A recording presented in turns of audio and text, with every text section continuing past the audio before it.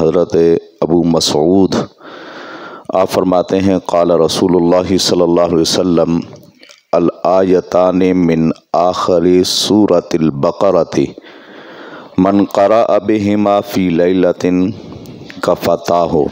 سورہ بقرہ کی آخری 2 آیتیں جو آدمی رات میں پڑھے تو وہ اس کے لیے کافی ہیں۔ کس طرح کافی ہیں؟ یعنی کہ اس کے دکھ درد میں اس کے لیے کافی ہیں۔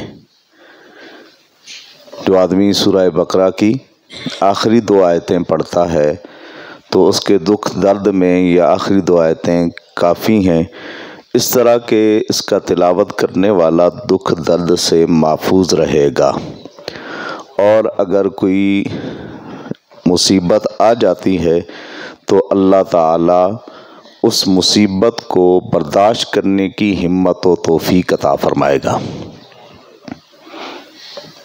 عمل بظاہر چھوٹا سا ہے لیکن انسان کو بہت بڑی مصیبتوں سے بچا لیتا ہے۔